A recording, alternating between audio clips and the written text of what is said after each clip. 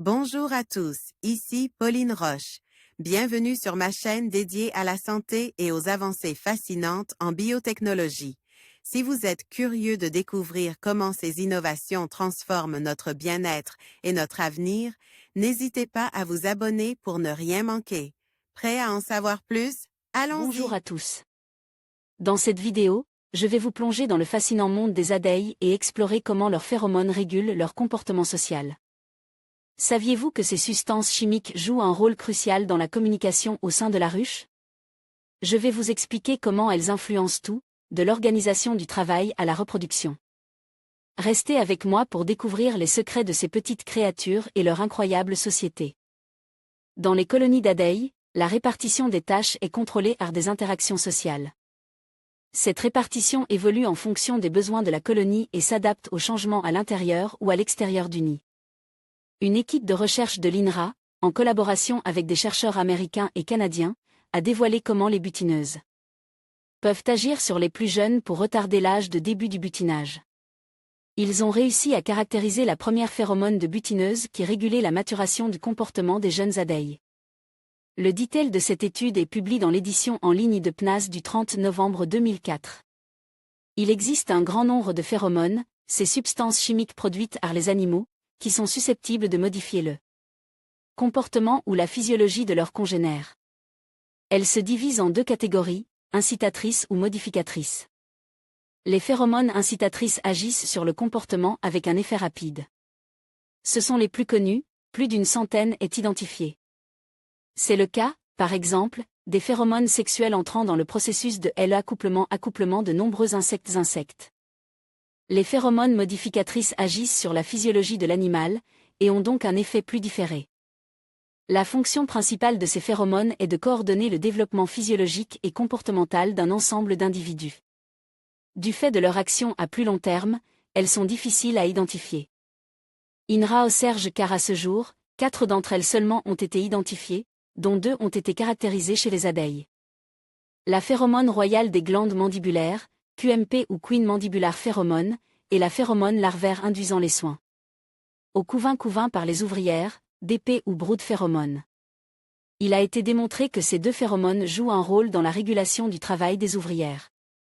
Chez les abeilles, la division des tâches dans la colonie, ouvrière, nourrice, est bien connue. Mais le mode de fonctionnement de cette division l'est moins. De plus, la répartition du travail des abeilles n'est pas rigide et s'adapte aux changements de l'environnement social. Le travail d'Yves Lecomte et de ses collègues, initié en 1998, a permis de décrypter une partie du fonctionnement de la régulation sociale du travail des abeilles, qui jusque-là ne faisait l'objet que d'observations et de théories. L'équipe et ses collaborateurs ont identifié une nouvelle phéromone modificatrice, éthyloléate, produite par les butineuses. Les abeilles les plus âgées. Les chercheurs ont démontré que cette phéromone joue un rôle essentiel dans la maturation du comportement des plus jeunes abeilles. Elle agit comme un inhibiteur chimique qui retarde l'âge du butinage. Le début du butinage des plus jeunes abeilles est une des clés du mécanisme d'auto-organisation en réponse aux besoins de la colonie. Cette découverte démontrait que l'organisation sociale permet aux abeilles de répondre à des changements par des actions appropriées à l'état de l'ensemble de la colonie. Ainsi, si la structure de l'âge de la colonie change, le comportement des plus jeunes sera modifié pour répondre à ce changement. Par exemple, si les butineuses sont confinées dans la ruche, le développement des plus jeunes sera retardé par l'action de cette phéromone d'inhibition. Par contre, dans les colonies manquant de butineuses, les plus jeunes commenceront à butiner jusqu'à 2 semaines plus tôt que dans les conditions habituelles. L'éo est transmise par la trophalaxie, de tropho, nourriture et laxis, échanger, une forme de nourrissage spécifique par échange entre individus qui représente aussi un moyen de communication important chez les abeilles.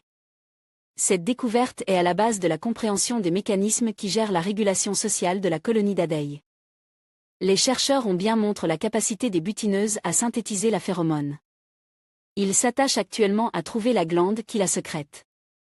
La connaissance des phéromones impliquées dans la régulation sociale des abeilles doit permettre, à terme, une utilisation en apiculture, afin d'optimiser les différentes productions apicoles.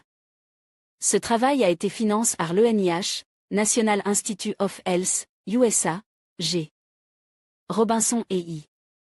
Le Compte, une bourse de cofinancement de 10 du département santé des plantes et environnement de l'INRA, Y.